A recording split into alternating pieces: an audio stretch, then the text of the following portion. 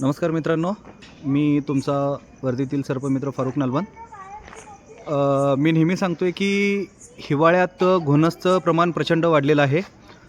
हा मिरज शहरातील एक लोकॅलिटी आहे जिथं खूप चांगली चांगली घरं झालेली आहेत आणि अशा घरामध्ये सुद्धा अशा मोठ्या अपार्टमेंटसुद्धा हे बघा, तुम्हाला दाखवतो मी काय आहे।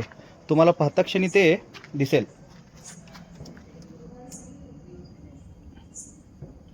घोणस जातीचं पिल्लू आलेलं आहे इथं आणि इतक्या ह्याच्यात बसलेलं आहे। समजा इथं कोण पाणी चालू करायला आलं किंवा काय जर झालं तर डेफिनेटली त्याचा दंश होणार म्हणजे होणार। आता आपण याला सेफली रेस्क्यू करूया आणि निसर्गाच्या सानिध्यात ह्याला परत सोडून देऊया। धन्यवाद। हे बघा मित्रांनो, इथं हे लहान मूल पण आहे आणि वृद्ध लोक आहेत, लहान मुलं आहेत आणि त्याच्यापासून बघा, त्यांच्या खेळण्याच्या जागेपासून किती जवळ अंतरावर हा साप बसला आहे बघा। म्हणजे घोणस या सापाचा उच्छाद जो वाढलेला आहे किंवा घोणस या सापाचं जे टेरर जो वाढलेला आहे त्याचा अंदाज तुम्हाला येईल। हा दिसत पण नाही आहे। आता तो छोटा मुलगा जर आला तर त्याला काय कळणार आहे सांगा।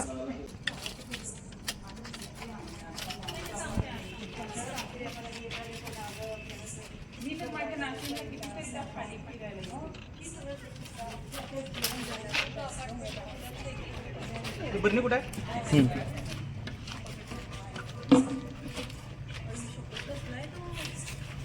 नाही, तो कसा आता बाहेर आलाय ना। काय चाललंय तुझे झाड? जवळ घे। नयन, नयन. आहे की समोर आहेत ती।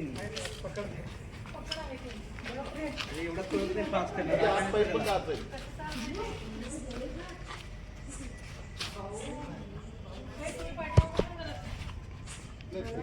हे करा, त्याचा फोकस वाईट करा।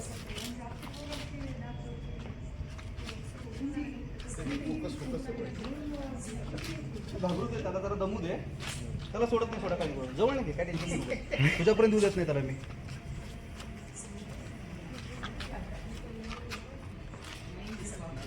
ही is not going anywhere, don't वरी।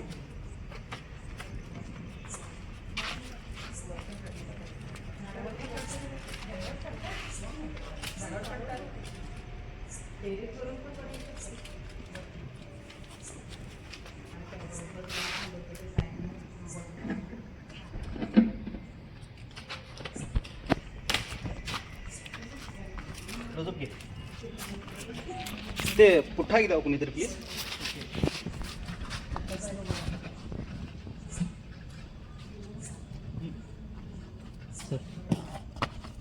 आणि ते हे टोपण याचं चुपून माझ्याकडे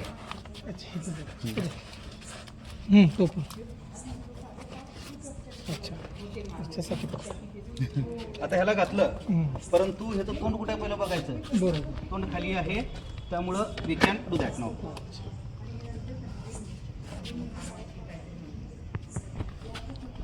मित्रांनो, आडवा आपण आता हा छोटासा परंतु तितकाच विषारी असणारा घोणस आपण ह्या नागरी वस्तीतून एकदम सुखरूपरित्या त्याला कोणतीही इजा न करता आपण त्यांना रेस्क्यू केलेला आहे।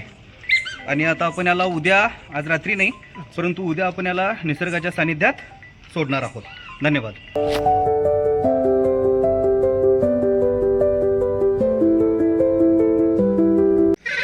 काल रात्री जी आपण सिनर्जी हॉस्पिटलच्या पाठीमागच्या रहिवासी एरियातून जी घोणस पकडली होती ती आता आपण इथं नदी किनारी, ज्या ठिकाणी लोक येत नाहीत अशा ठिकाणी आपण ती आता रिलीज करत आहोत।